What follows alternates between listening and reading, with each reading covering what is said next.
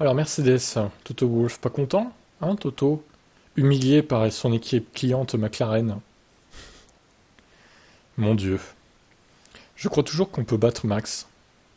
Mais comment? Nous avons un bon groupe de personnes, les meilleurs pilotes, nous devons juste leur donner une voiture, et c'est plus prévisible. Mercedes a précédemment indiqué que les sidepods n'étaient pas aussi importants que beaucoup le supposent. Mais le patron de l'équipe McLaren de rester là a rejeté cette idée comme un non-sens. Wolff affirme que la vérité se trouve au milieu.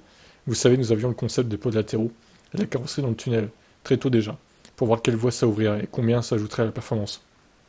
La perte relative de force portante, telle que nous l'avons mesurée, était substantielle, n'est donc pas quelque chose que nous voulions suivre au début d'année. Allons-nous changer notre orientation en matière de conception? Je pense que nous avons un excellent groupe d'aérodynamiciens, dirigé par James Allison, et je suis sûr que ce sera une considération en voyant l'étape à venir. Ouais, d'accord. Donc là, on fait quoi en fait?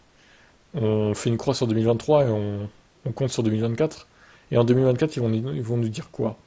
Qu'on fait une croix sur 2024, qu'on se concentre sur 2025? C'est ça chaque année en fait. L'année dernière, ils avaient déjà dit pareil. On fait une croix sur 2022, on se concentre sur 2023. Voilà, c'est de la merde. Il est donc possible que Mercedes prenne un chemin différent avec le design de l'année prochaine. Selon Wolff, quand le moment sera-t-il venu d'abandonner la W14? Je pense que c'est assez tôt. On n'a pas le choix.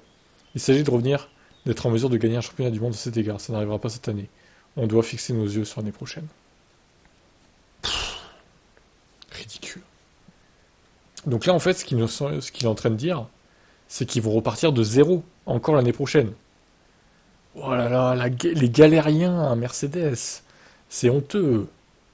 Ils vont faire quoi l'année prochaine? Ils vont copier la Red Bull? Il était temps de le faire, en fait.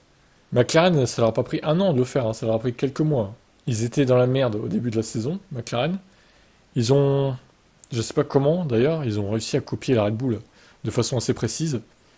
Est-ce qu'ils ont eu des plans secrètement? J'en sais rien, je pense pas. Enfin, on sait jamais, hein.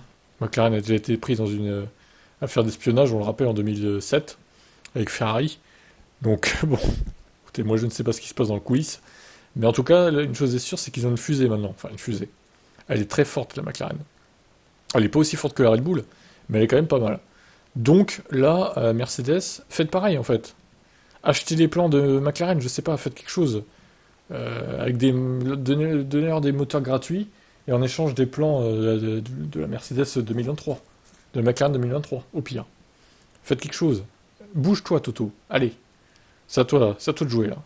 Ciao, ciao.